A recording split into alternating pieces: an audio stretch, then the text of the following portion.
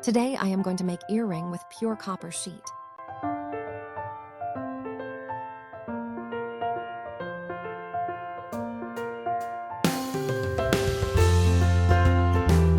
I bought 0.5 mm copper sheet from Amazon online store for this project.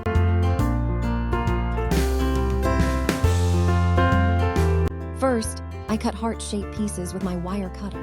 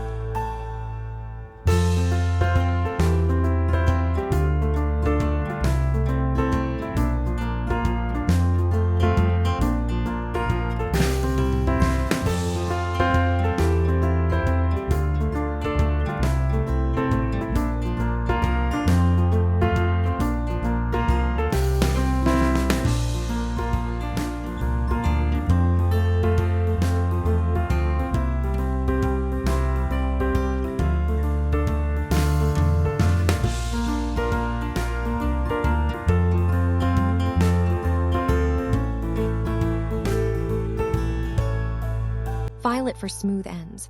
Watch the video for the whole process.